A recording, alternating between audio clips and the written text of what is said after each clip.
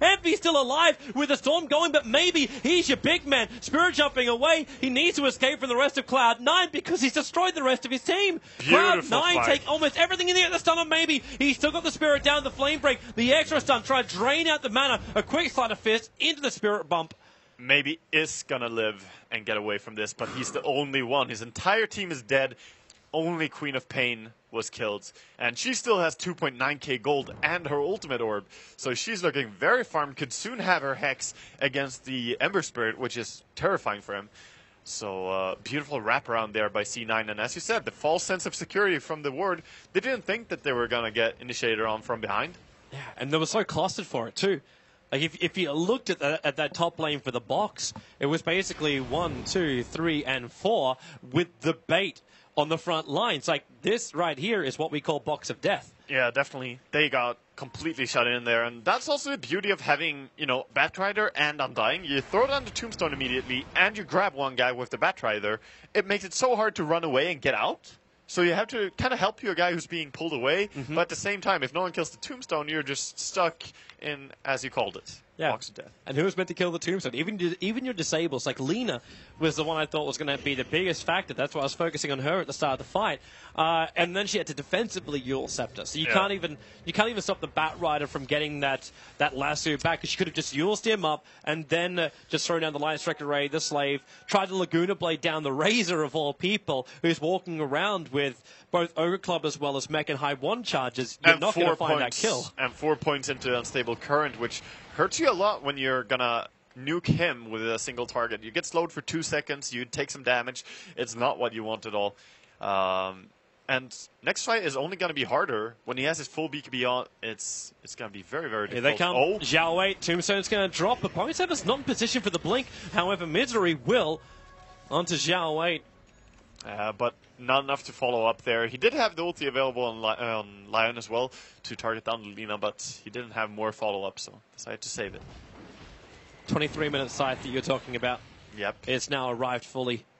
Interesting. I think this is the first time here at TI that I see the straight-up Hex rush, whereas many people have been going for the Ags and Yule Scepter or Yules into Ags.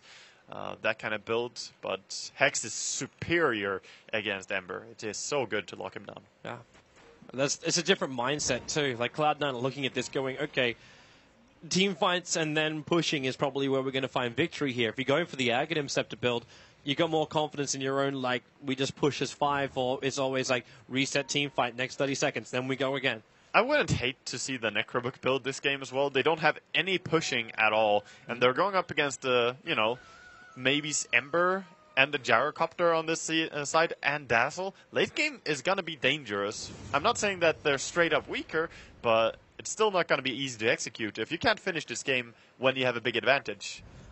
Would you then look for the more classic Razor build with the Aghanim Scepter? I'm not going to say Aghanim's Refresher, but like, would you go down that line? Envy loves Shiva on his Razor as well, so could definitely see a Shivas. But Aghanim's Refresher is very, very strong for pushing, so they could go into that. Downside being that you don't get too much HP from it. This mech is so delayed by Lina, because she's going for it. Like, they actually made Lina our mech builder. Needs another 600 gold to complete it, and that's after Yule Scepter and Arcane Boots. And look at her max HP. Like, she has so much gold on her, but it's not turning into that much yet. Not in her HP pool, at least. Not survivability. Well, there's some dewarding going on with that gem over on Bone 7. Amazing to have a gem on Batrider. One of the best gem carriers for sure, along with like Coddle and Night Stalker, Slark, heroes like this. Because he can always have the flying, just get up there and find these wards. So we're going to see if C9 can set up for Roshan here, as LGD are definitely on the back foot. They don't have much going for them. Do they have a smoke available right now? Or does C9 still have enough damage for Roshan? They do not have one on them, and their shop is actually out of smokes. So, yeah, they don't have a smoke to use. I'm not seeing a medallion over on Cloud9, so like going in for Roshan could be pretty difficult for them. Yeah, it is a little bit hard. They don't have, again, the best heroes to bring down Roshan. They don't have good Rosh, don't have good pushing.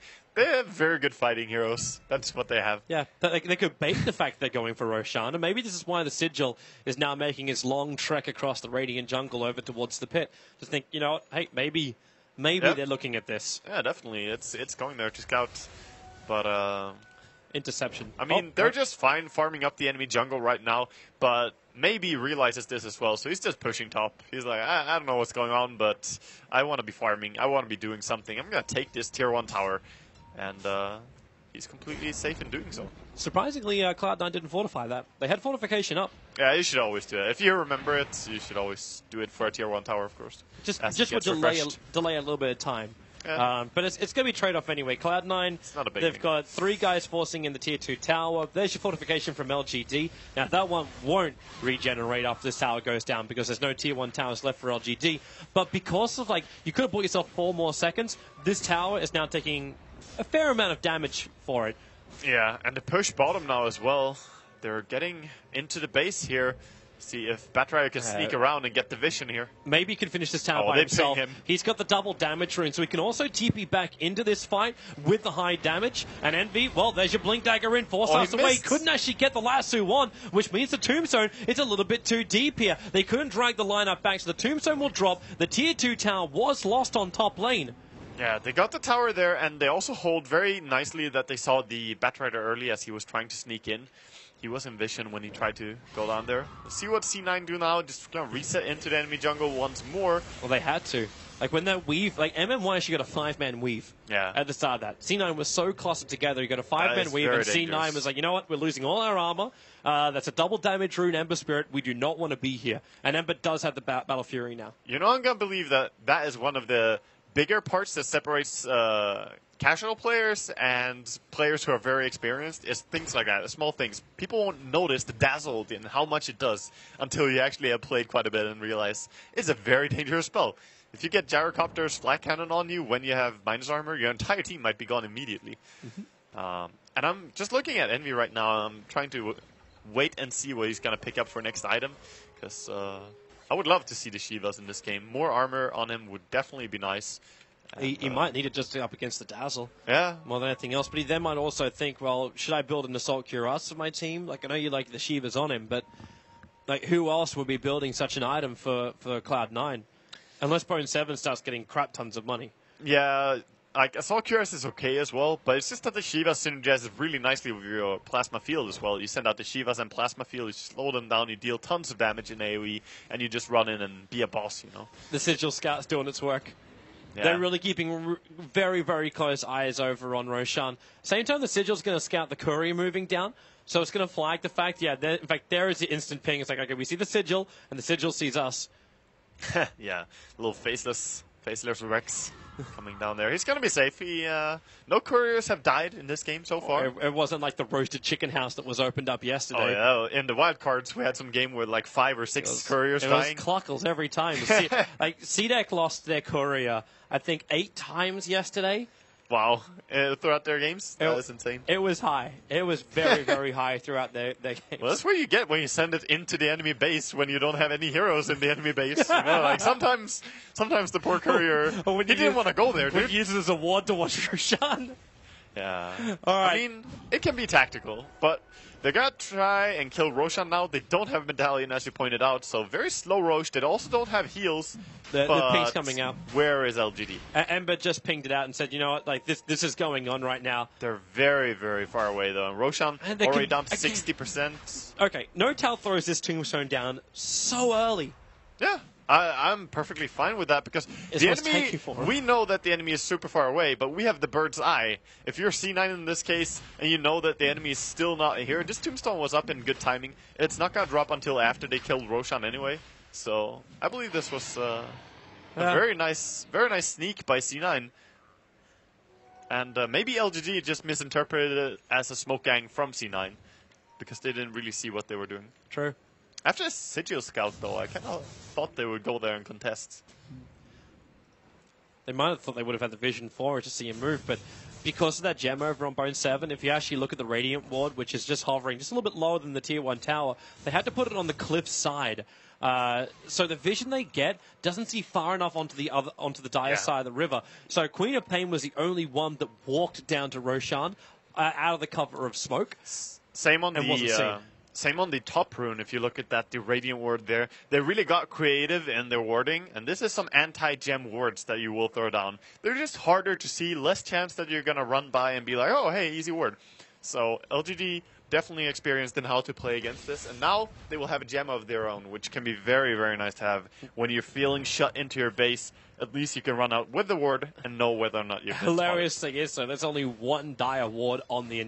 sorry, I take it back, there's two. One observer on the bottom river and one sentry on the bottom lane. Yeah. This is the only two wards for dire side, unless I've missed something somewhere, but it doesn't look like it. They have one on Undying as well, and they have one more in stock, so now they could try and force out some more wards, but that's...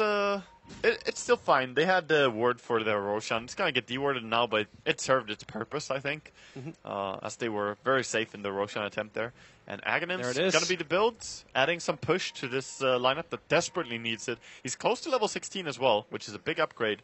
So if you can just get that before the next fight, that would be amazing. Well, they have the Aghanim, the Aegis Immortal plus the Aghanims. Is this almost the time you say, like, Cloud9, do you believe you have this in the late game? Or do you feel like you have to force the high ground now? I don't know if you need to force the high ground now, but you definitely don't feel confident for an ultra late game scenario, like going into a 2-hour game or 90-minute game against LGD. Definitely not. However, they might have a power peak roughly at 45-50 minutes where they could have enough items on Razor to force the high ground. They could. But can you? Shards, call down, Slide of Fist, Slave. That's why I'm saying that you can't do it right now. He's gonna need force the high ground means you're actually going in without a creep wave. Yeah, you will need to walk up with the Razor with ulti on and realize the fact that he's probably gonna get brought down. So maybe Aegis and one more item as he's able to pick up. He can also get a lot stronger. You can sell the mech later on. You can have Heart, Scotty, whatever. Yep. So just turn him into a big tank. Yeah, but the danger is still there. The danger of the Ember Spirit getting super strong, and of course, Gyrocopter is farming up steadily. And not